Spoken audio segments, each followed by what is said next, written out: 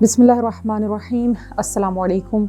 आप देख रहे हैं प्रोग्राम मारिफत रमज़ान और मैं हूं आपकी होस्ट सैयदा मुअत्तर ज़हरा काज़मी। हम आपके लिए रमज़ान ट्रांसमिशन लेकर आए हैं कि जिसमें मुख्तलिफ़ मौज़ूआत पर गुफ्तगू की जा रही है और मुख्तलिफ़ उलमा से, मुख्तलिफ़ इस्लामिक स्कॉलर से हम फैज़याब हो रहे हैं और इंशाअल्लाह कि ये सब कुछ आपके लिए भी बहुत ज़्यादा मुस्तफ़ीद होगा। रमज़ानुल मुबारक का वो पुरबरकत महीना, वो ख़ूबसूरत महीना, तहारतों का महीना, और आज हम जिस मौजू पर गुफ्तगू करने जा रहे हैं वो मौजू भी यही मौजू है कि इसे शहरुत तुहूर क्यों कहा जाता है। और इस मौजू पर बात करने के लिए आज हमारे साथ मौजूद हैं खानुम फ़ातिमा मुदब्बरी साहिबा। अस्सलाम वालेकुम। वालेकुम अस्सलाम। आप प्रोग्राम में खुश आमदीद कहते हैं और शुक्रगुजार हैं कि आपने अपने कीमती लम्हात में से कुछ वक्त निकाला और हमारे पास आई। जी खार, जैसा कि मैंने बताया कि हमारा मौजू है आज का शहरुत तुहूर, तो तहारत से हम इसका आगाज़ करते हैं और मैं चाहूँगी कि आप सबसे पहले हमारे नाज़रीन को ये समझाएं, ये बताएं कि तहारत का माना क्या है, इसकी इस्लाम में अहमियत क्या है। औज़ु बिल्लाहि मिनश शैतानिर रजीम, बिस्मिल्लाहिर्रहमानिर रहीम। सबसे पहले आप सब लोगों को, आपकी टीम को मुबारकबाद पेश करना चाहूँगी माह मुबारक रमज़ान की, और इंशाअल्लाह खुदावंद मुताल हमारी आपकी अताअतों को, हमारी इबादतों को, रोज़ों को कबूल फरमाए। और दर हकीकत कबूलियत जो है वो अपनी मंजिलत रखती है, अपना मकाम रखता है, क्योंकि जब तक हम कबूलियत के साथ ना जाएं उस वक्त तक हम अपने रब की बारगाह में जो है वो मंजिल, वो हदफ नहीं पा सकते। तो लिहाजा माह मुबारक रमज़ान के जो फजीलत भी है और मुबारक भी है और रहमतों का आगाज़ अपने साथ लेकर आता है, तो ऐसा हो नहीं सकता कि इसको सिर्फ़ और सिर्फ रहमत या बरकतों का महीना हम कहें, बल्कि दर हकीकत खुदावंद मुताल ने जब इंसान को खल्क़ किया है तो पाक व ताहिर जो है वो खल्क़ किया है। यानी कि एक बच्चा इस दुनिया में आता है तो मासूम होता है, तो अपने साथ जो है एक असमत को, एक पाकीज़गी को लेकर आता है। तो लिहाजा मैं बातनी लिहाज से बात कर रही हूँ, तो लिहाजा यही वो अहम तरीन हदफ है कि जो हमें इस्लाम में कई मकाम पर हमें नज़र आता है। कुरान की रूह से देखें, रिवायात की रूह से देखें तो तहारत अपनी जगह एक अहमियत रखती है, और ये सिर्फ़ ज़ाहिरी तहारत को नहीं कहा जाता, बल्कि ये बातनी तहारत, ज़हनी तहारत, अक़ल और रूह की तहारत, ये सब जो है अपनी जगह एक मंजिल, एक मकाम रखता है। और इसीलिए हम देखते हैं कि खुदावंद मुताल सूरह तौबा में इरशाद फरमाता है कि वल्लाहु युहिब्बुल मुतत्तहिरीन, यानी कि खुदा जो है वो मुतहर और पाक व पाकीज़ा अफराद से मोहब्बत करता है कि, और ये मोहब्बत जो है ये पाकीज़गी से पैदा होती है। तो अब यहाँ पर अगर हम बात करें, जिस तरह के तमाम के तमाम जो इस्लामी क़वानीन अगर हैं वो सबकी बुनियाद ही तहारत है, चाहे वो आपकी नमाज हो, चाहे आप जो है मतलब अपने किसी भी वाजिब अमल को अगर शुरू करना चाहते हैं तो आगाज़ जो है वो तहारत से होता है। तो जब हम बात तहारत की करते हैं तो ये ईमान के दर्जे पर भी लेकर आता है, क्योंकि इसीलिए हमारे पास रिवायत मौजूद है कि ये तहारत जो है, पाकीज़गी जो है वो निस्फ़ ईमान है, और खुदा भी किसी अमल को या किसी इबादत को उस वक्त तक कबूल नहीं करता जब तक कि उसमें तहारत ना हो। तो ये सारी हमारे सामने एक रिवायात मौजूद हैं कि जिसमें तहारत की अहमियत है, और कुरान में 31 मकामात पर जो है तहारत को मुख्तलिफ़ क़ालिबों में जो है वो पेश किया गया है। तो अगर एक तरह से जो बुनियाद अगर तहारत से हो, और नमाज, रोज़ा, ज़कात, इन सब के अंदर जो है खुदा ने तहारत ही को रखा है। जिस तरह नमाज है कि वो इबादत है कि जो हर तरह की बुराइयों से इंसान को दूर करता है, तो वो नफ्स की बुराइयां हैं। और इसी तरह अगर हम रोज़े की अगर हम बात करें, जिस तरह माह मुबारक रमज़ान है तो इसकी शुरुआत ही खुदावंद मुताल ने पाकीज़गी और तहारत से की है। तो ये बुनियादी चीज़ें अगर हम याद रखें तो तब कहीं जाकर हम अपने इस रूह के सफ़र को बुलंदी तक ले जा सकते हैं। बिल्कुल, यानी तहारत ज़ाहिरी के साथ साथ आपको तहारत बातिनी की भी ज़रूरत है। यहाँ जहाँ खुदावंद आलम ये कह रहा है कि आप ख़ुद को साफ़ सुथरा रखें, पाक व पाकीज़ा रखें। ज़ाहिरी तौर पर जब आप नमाज के लिए जा रहे हैं तो आपके लिए वज़ू करना ज़रूरी है, जो कि एक ज़ाहिरी तहारत भी है और साथ ही वो अपने अंदर बातिनी तहारत को भी छुपाए हुए है। इसी तरह जब हम रमज़ान करीम में दाखिल हो रहे हैं तो खुदावंद आलम ये चाहता है कि रमज़ान को शहरुत तुहूर क्यों कहा जा रहा है, ہے کہ رمضان بھی آپ کے اندر طہارتوں کو اتارتا ہے. تو خیر اس بارے میں ذرا واضح کیجیے کہ کس انداز سے رمضان المبارک ہمارے لیے طہارت کو ہماری زندگی کا حصہ بنا رہا ہے. ماہ مبارک رمضان کی فضیلتیں ائمہ اہل بیت علیہ السلام سے بکثرت ملی ہیں. امام زین العابدین علیہ السلام کی جو دعا ہے، دعا نمبر 44، کہ جس میں باقاعدہ طور پر ماہ رمضان کی عظمت کو بھی بیان کیا اور ماہ رمضان کی منزلت کو بھی بیان کیا. اور خود دیکھیے کہ اس میں جو فضیلتیں جو ذکر کی گئی ہیں اس میں سے ایک فضیلت کیا ہے کہ یہ وہ مہینہ ہے کہ جو شہر و طہور ہے، پاکیزگی کا مہینہ، طہارت کا مہینہ ہے. تو لہٰذا اگر ہم دیکھیں اس دعا کی شروعات جو اگر کی ہے امام نے تو وہ حمد سے کی ہے، یعنی کہ خدا سے کہتے ہیں کہ بار الہ تو ہمیں اہل حمد میں سے قرار دے.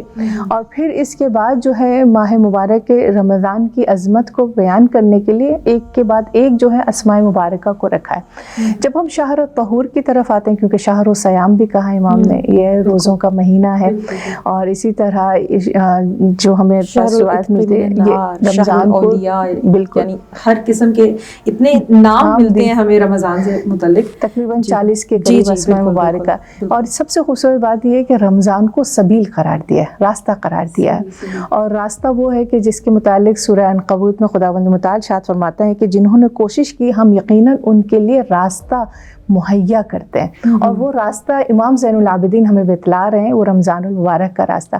جب یہاں پہ امام نے ارشاد فرمایا کہ شہر و طہور ہے، تو طہور کلمہ قرآن میں 2 مقامات پہ استعمال ہوا ہے. اور جہاں پہ طہارت کی بات آتی ہے تو ہم دیکھتے ہیں کہ جو 2 آیتیں سورہ فرقان کی آیت نمبر 48 کہ وہ انزل من السماء ماء طہورا، یعنی پہلی منزل پر کہا طہور، پانی، جو پروردگار عالم آسمان سے جو پانی برساتا ہے وہ پاک و طاہر ہے.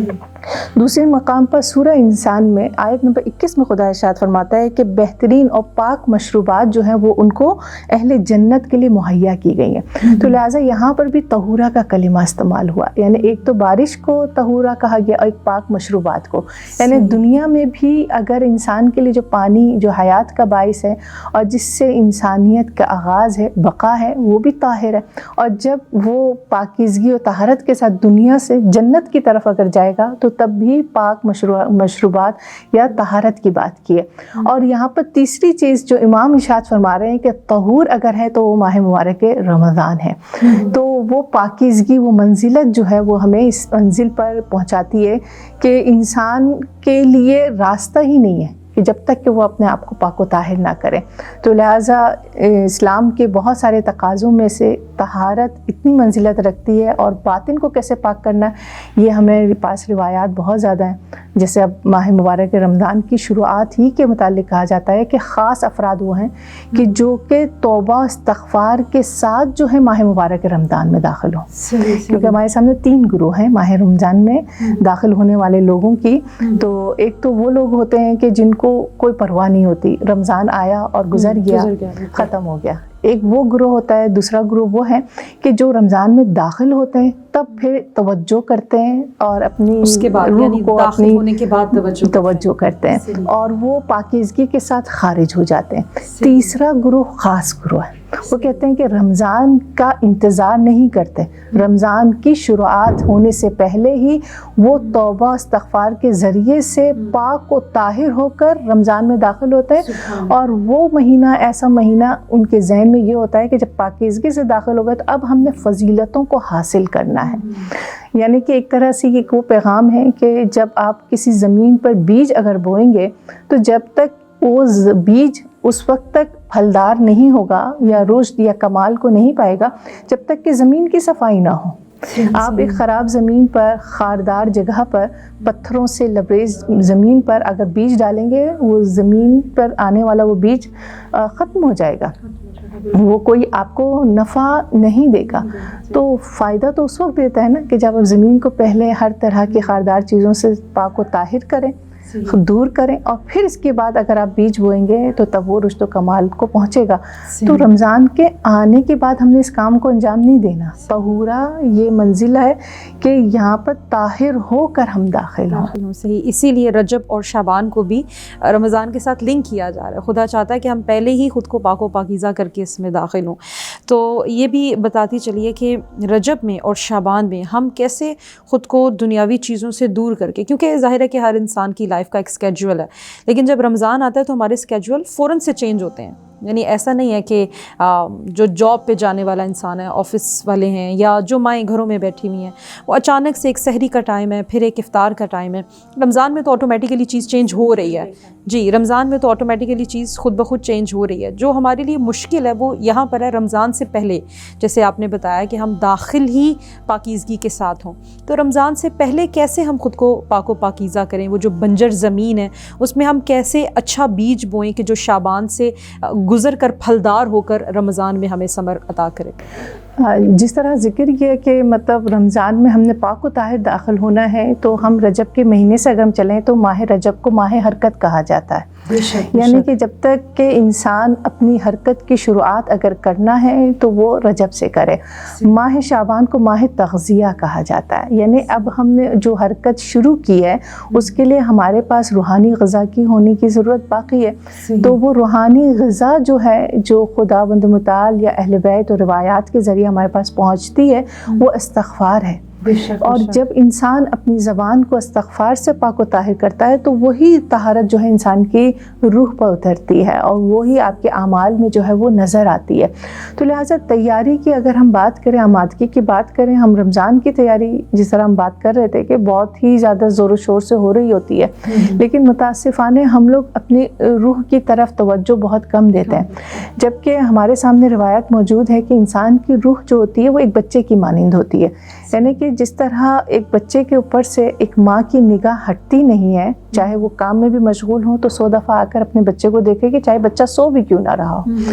تو انسان کی جو روح ہے اس بچے کی مانند ہے کہ جس کو آپ کبھی تنہا نہیں چھوڑ سکتے, کبھی اکیلا نہیں چھوڑ سکتے, یعنی غافل نہیں ہو سکتے کہ آج ہمارا یہ دل کر رہا ہے ہم اس کام کو انجام دیں, آج ہم نے کوئی جھوٹ بول دیا, کوئی مسئلہ نہیں ہے, چھوٹی چھوٹی چیزیں ہم لوگ, تو یہی چھوٹی چھوٹی چیزیں جو ہیں وہ ہماری روح کو داغدار کرتی رہتی ہے. تو لہٰذا ہر لمحہ ہم نے روح کی حفاظت کرنی ہے, اور رجب ہمیں اسی طرف توجہ دیتی ہے. یہ حرکت کے معنی یہ ہیں کہ خبردار اب رمضان کا مہینہ آگے آ رہا ہے, سو ابھی سے ہی اپنی اس طہارت کو آغاز کر دو, شروعات کر دو.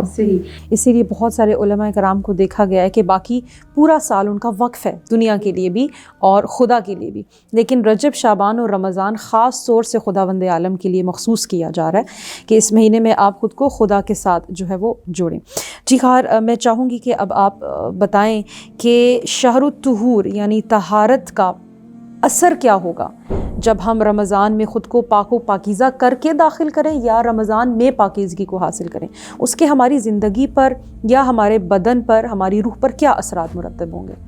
بے شک اسلام جب کسی بھی آپ کے سامنے احکام کو اگر رکھتا ہے, کیونکہ طہارت ہم دیکھتے ہیں کہ فقہ میں واجبات میں سے شمار ہوتا ہے, وضو کے بغیر آپ کی نماز نہیں ہو سکتی, غسل کے بغیر آپ عبادتوں کو انجام نہیں دے سکتے, واجب غسل اگر واجب ہو جائے. تو اس صورت میں ہم دیکھتے ہیں کہ ان کے پیچھے اپنی جگہ ایک فلسفہ اور ایک حکمت بھی موجود ہے جو دنیاوی اثرات بھی مرتب کرتا ہے اور اخروی لحاظ سے بھی انسان کے لیے انتہائی کارآمد ہوتے ہیں, کیونکہ خدا نے جتنے بھی قوانین بنائے وہ ایک لنک ہے, یعنی دنیا سے لے کر آخرت تک.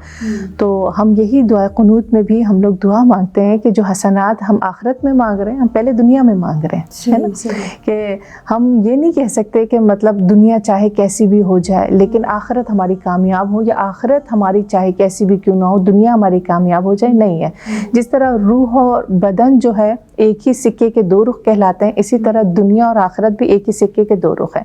تو لہٰذا اگر ہم دیکھیں کہ پاکیزگی کے اثرات کیا ہیں؟ تو سب سے پہلی چیز ہمارے سامنے اور روایتوں میں بھی موجود ہے، پاکیزہ افراد وہ ہیں کہ جن سے خدا اور ملائکہ محبت کرتے ہیں، جس طرح بیان کیا، لیکن دنیاوی لحاظ سے اس کے انسان کی عمر کو طولانی نہیں کر دیتا ہے۔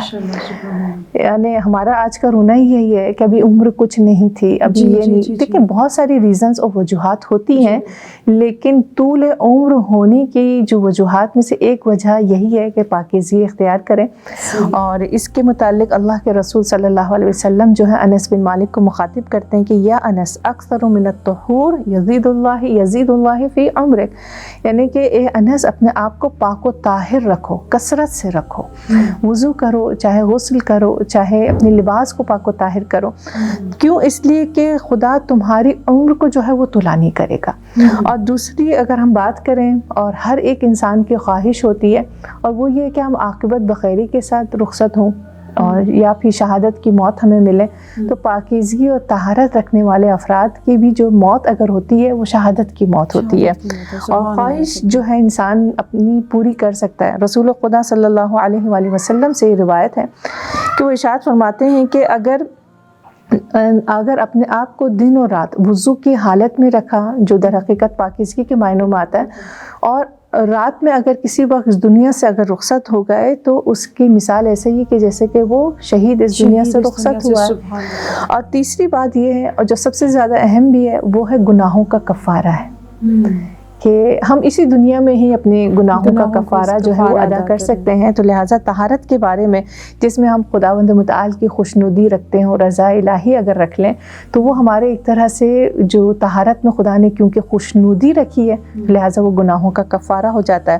چوتھی چیز یہ وہ ہمارے سامنے موجود ہے روایت میں، بے حساب اجر ہے، ثواب ہے، یعنی پاک و طاہر افراد کے لیے، یعنی بہت ساری ایسی عبادتیں انجام دیتے ہیں جس میں ہمارے سامنے ایک لمٹ رکھی جاتی ہے، ایک کے بدلے 10 گنا مل جائے گا، ہے نا، یعنی 1 سال کی عبادت یا 1 دن کی 1 رات کی عبادت 1000 عبادتوں میں، جیسے ہم شب قدر کے متعلق کہتے ہیں، لیکن طہارت و پاکیزگی کا اجر و ثواب جو ہے بیان ہی نہیں کیا گیا، بے انتہا، بالکل لامحدود ثواب ہے۔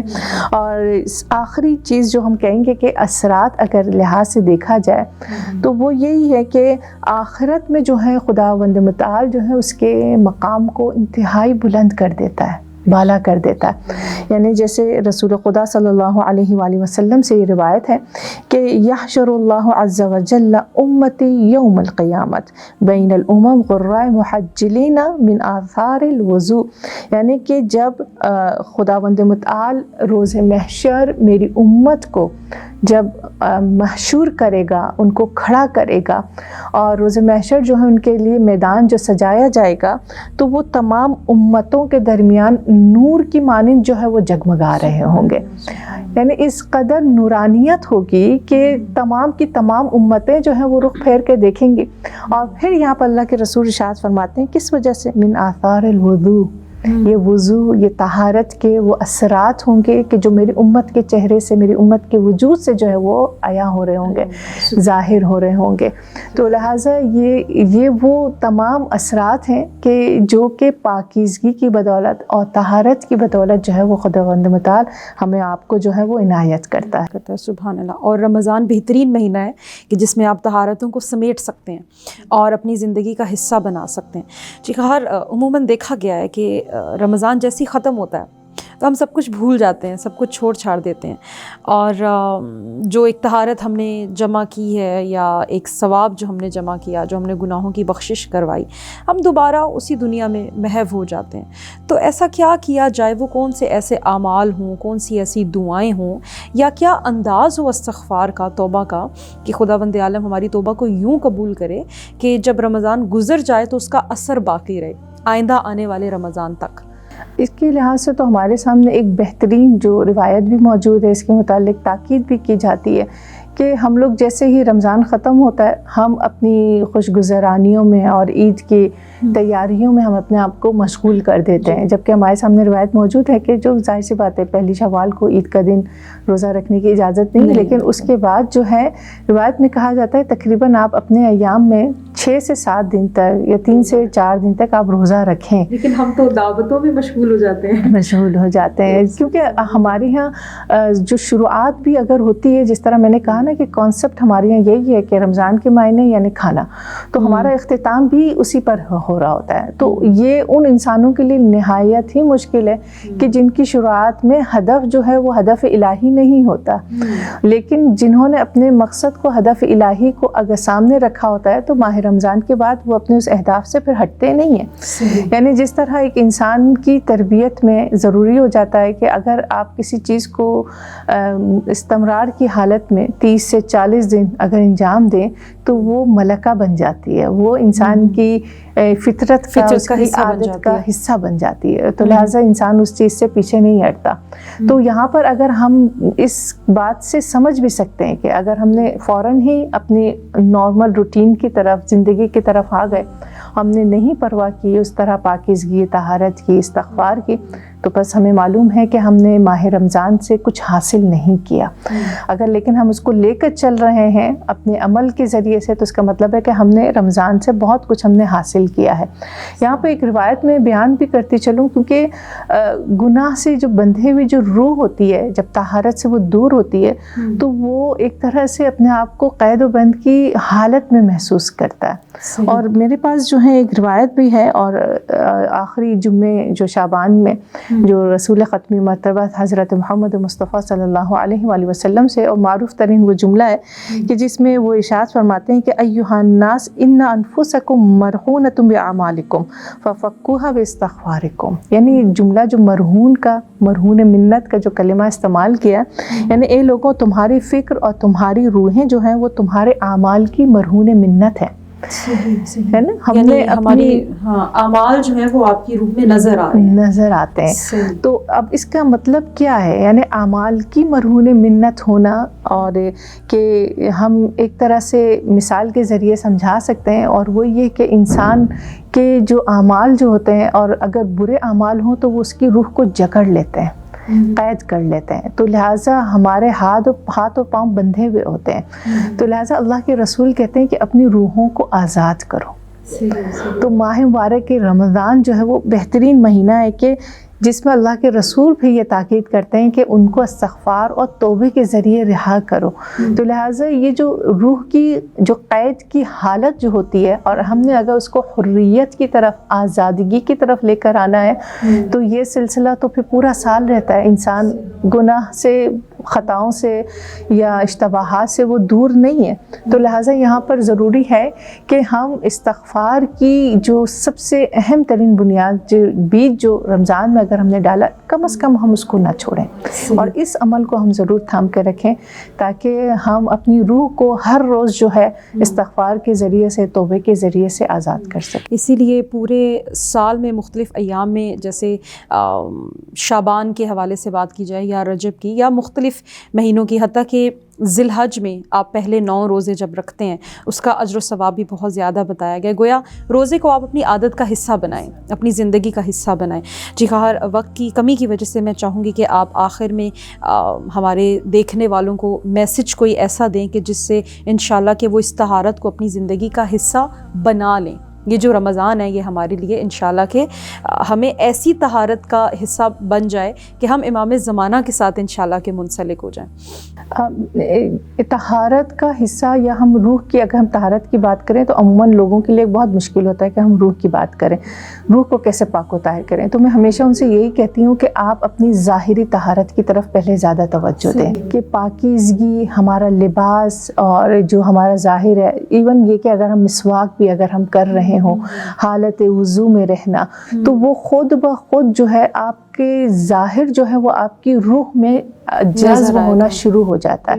وہ آپ کی روح میں اس کے اثرات دکھتے ہیں، کیونکہ پھر انسان جب باوضو ہوتا ہے تو یہ سوچتا ہے میں جھوٹ کیسے بولوں. جی، اور وضو کرنے کے بعد ایک بڑی اچھی کنڈیشن ہوتی ہے کہ انسان خود کو بڑا ہلکا محسوس کرتا ہے، بڑا پرسکون، مطمئن محسوس کرتا ہے. اور عموماً میں یہ بات بھی دیکھتی ہوں کہ ایسے لوگ جو ہیں کہتے ہیں اچھا وضو کی حالت میں ہم قرآن پڑھ لیتے ہیں. جی بالکل بالکل. تو تو یعنی کہ آپ کا سلسلہ جڑنا شروع ہو جاتا ہے. پاک و طہارت جو ہے یہ ایک وہ تربیت ہے کہ جو ہم نے بچپن سے اولاد کو دینی ہے.